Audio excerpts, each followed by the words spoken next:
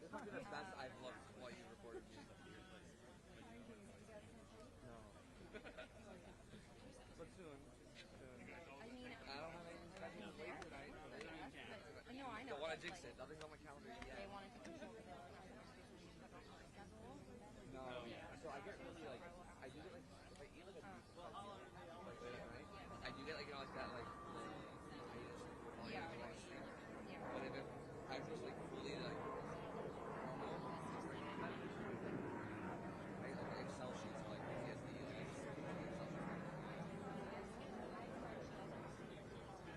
yeah. I mean, the cover-up was in the 9/11 riot yesterday. My allergies are getting so bad. I have dust. My dust allergy is like when I got the test. They were like put really like 100 syringes. They're like the allergist was like that's the worst dust mite allergy reaction I've ever seen after like 12 years. Yeah. Hello. No problem.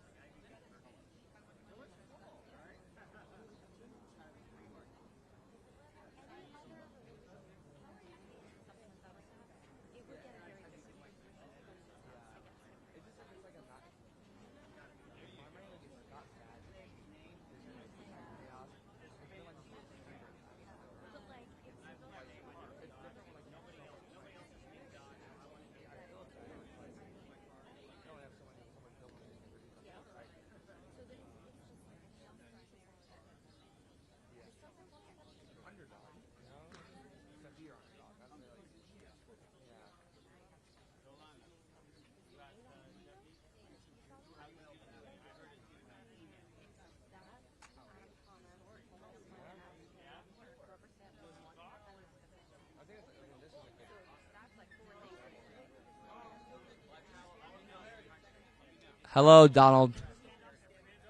Standing? All right, how's it going? That's good?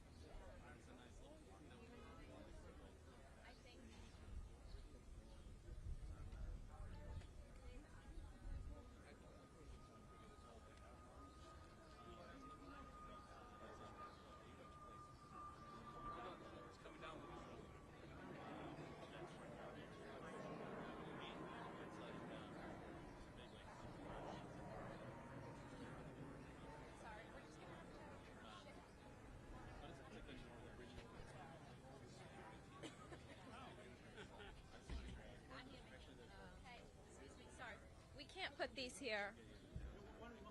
Oh, we can put yours there. No, I'm sorry. We're trying to keep this clear. Yeah, we can't. Can you just? Which one's yours? This one? No, I think that's mine. That's yours. Okay. This is yours? Testing, testing. That's true. I didn't know that you guys had done this new thing. Next time I'll bring it. Sorry, if you guys can help us, like, we need to hear. You leave them all on one side? Sorry? What outlet are you from? Sorry. I'm independent. I contribute to Drop Site and Middle East Art. No, you're good. No worries. Appreciate it. Make a little line there.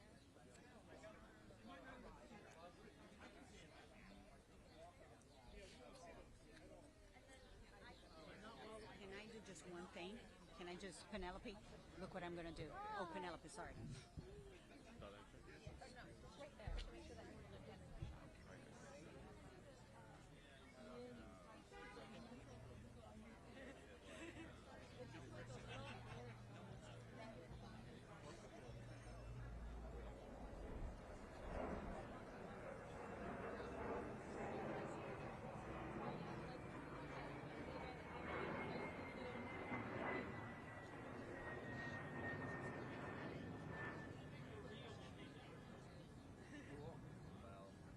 Outside. Yeah, I think the ruling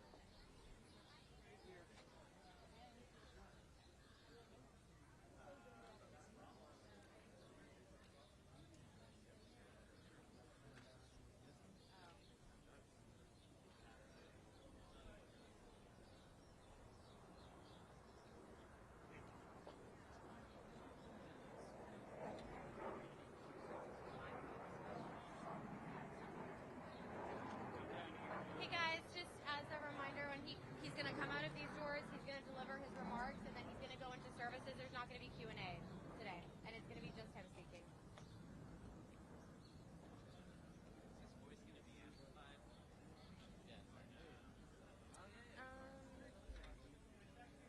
Donald? This doesn't, like, amplify his voice, right? This microphone? Will it amplify? Is there a speaker? Okay. No. So if you want to come into the middle section to be closer, too.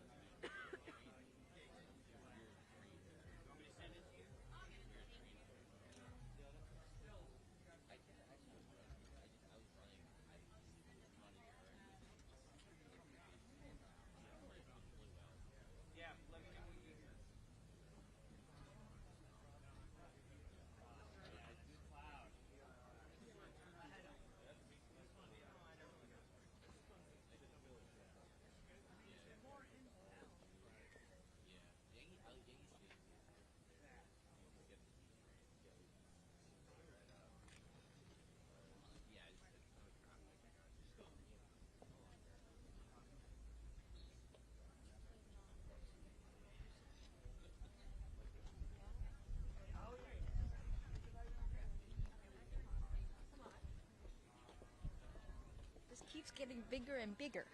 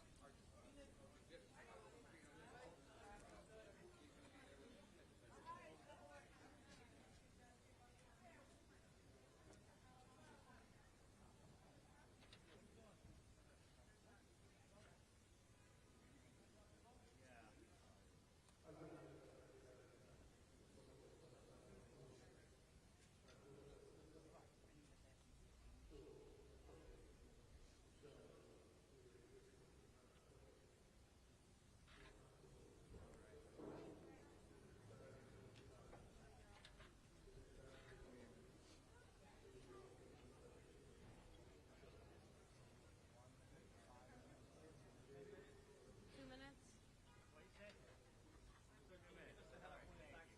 I will. I'll give you 2 minute warning. Hi. Oh, nice to meet you. How are you?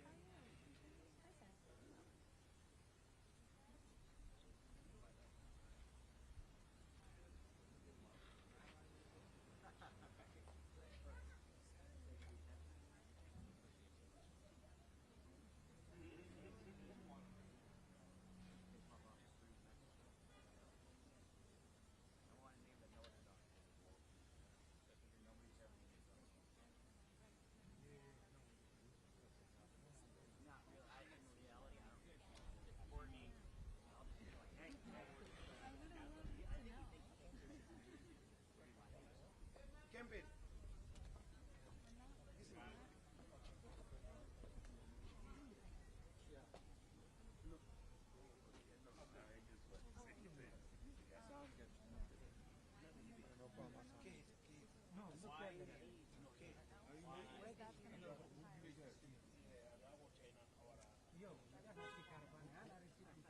You can go up here.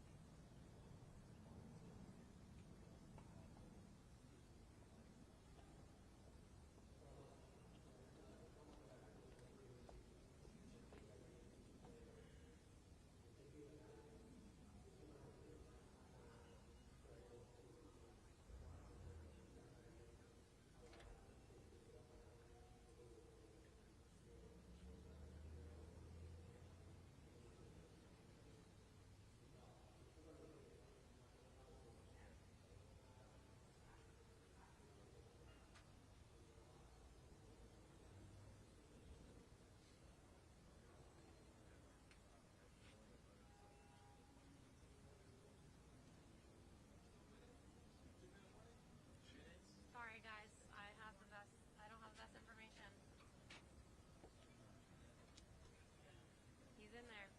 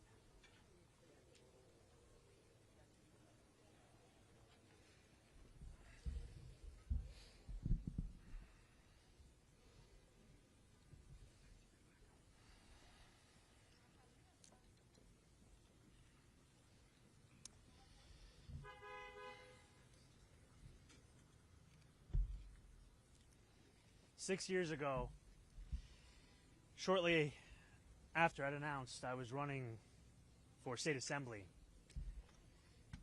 a well-meaning Muslim uncle pulled me aside. He smiled softly and looked at me with care.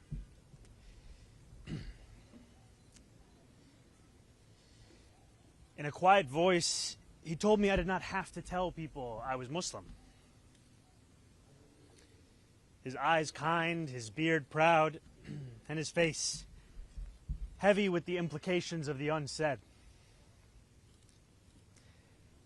I had not learned the lesson that he had been taught time and again. It is the lesson that safety could only be found in the shadows of our city. That it is in those shadows alone where Muslims could embrace their full identities. And that if we were to emerge from those shadows, that it is in those shadows that we must leave our faith. These are lessons that so many Muslim New Yorkers have been taught again and again. And over these last few days, these lessons have become the closing messages of Andrew Cuomo, Curtis Sliwa, and Eric Adams. Yesterday, Andrew Cuomo laughed and agreed when a radio host said that I would cheer another 9/11. Yesterday, Eric Adams said that we can't let our city become Europe. He compared me to violent extremists. And he lied again and again when he said that our movement seeks to burn churches and destroy communities. The day before that, Curtis Sliwa slandered me from the debate stage when he claimed that I support global jihad. And every day, Super PAC ads imply that I am a terrorist or mock the way I eat. Push polls that ask New Yorkers questions like whether they support invented proposals to make halal food mandatory, or political cartoons that represent my candidacy as an airplane hurtling towards the World Trade Center. But I do not want to use this moment to speak to them any further. I want to use this moment to speak to the Muslims of New York City.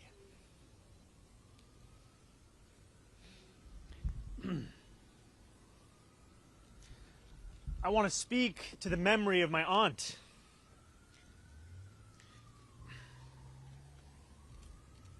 Who stopped taking the subway after September 11th because she did not feel safe in her hijab. I want to speak to the Muslim who works for our city. Whether they teach in our schools or walk the beat for the NYPD. New Yorkers who all make daily sacrifices for the city they call home, only to see their leaders spit in their face. I want to speak to every child who grows up here, marked as the other, who is randomly selected in a way that never quite feels random, who feels that they carry a stain that can never be cleaned. Growing up in the shadow of 9/11, I have known what it means to live with an undercurrent of suspicion in this city. I will always remember the disdain that I faced, the way that my name could immediately become Muhammad, and how I could return to my city only to be asked in a double-mirrored room at the airport if I had any plan on attacking it. And since I was very young, I've also known that I was spared the worst of it. I was never pressured to be an informant, like a classmate of mine. I've never had the word terrorist spray-painted on my garage as one of my staff had to endure. My mosque has never been set on fire. To be Muslim in New York is to expect indignity. But indignity does not make us distinct. There are many New Yorkers who face it. It is the tolerance of that indignity that does. Since I announced my candidacy for mayor 1 year ago yesterday, I have sought to be the candidate fighting for every single New Yorker, not simply the Muslim candidate. I've carried these indignities with me each moment of this race, doing so all the while as the first major Muslim candidate in the history of our city. I thought that if I could build a campaign of universality, I could define myself as the leader I aspire to be, one representing every New Yorker, no matter their skin color or religion, no matter where they were born. I thought that if I worked hard enough, it would allow me to be that leader. And I thought that if I behaved well enough, or bit my tongue enough in the face of racist, baseless attacks, all while returning back to my central message, it would allow me to be more than just my faith. I was wrong. No amount of redirection is ever enough. In doing this, I have told the wide-eyed young child in Jackson Heights or the first-time voter in Parkchester that they too should remain in the shadows. In many ways, I have become that same uncle who pulled me aside 6 years ago. No more. The dream of every Muslim is simply be treated the same as any other New Yorker. And yet for too long, we have been told to ask for less than that and to be satisfied with whatever little we receive.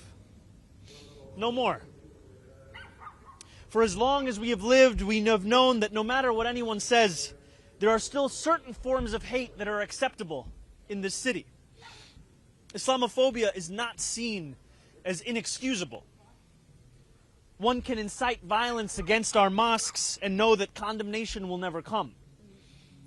Elected officials in this city can sell T-shirts calling for my deportation without any fear of accountability.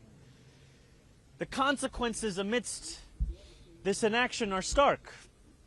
More than 1 million Muslims in this city existing all while being made to feel as if we are guests in our own home. No more. We stand on the precipice of an election, but that is not what today is about.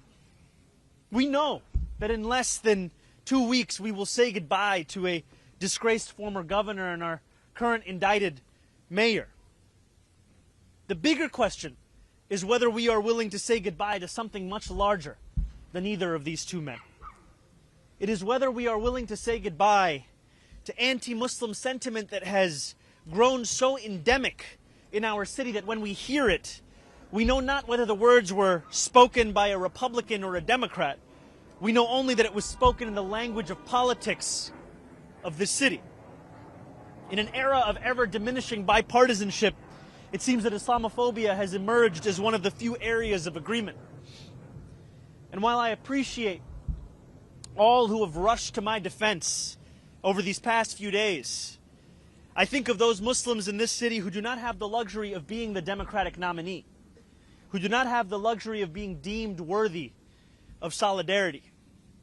While my opponents in this race have brought hatred to the forefront, this is just a glimpse of what so many have to endure every day across this city.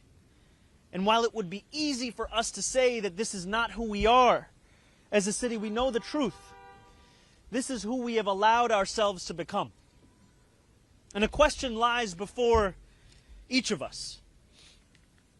Will we continue to accept a narrow definition of what it means to be a New Yorker that makes smaller every day the number of those guaranteed a life of dignity? Will we remain in the shadows, or will we together step into the light? There are 12 days remaining until Election Day. I will be a Muslim man in New York City each of those 12 days and every day that follows after that. I will not change who I am, how I eat, or the faith that I am proud to call my own. But there is one thing that I will change. I will no longer look for myself in the shadows. I will find myself in the light. Thank you very much.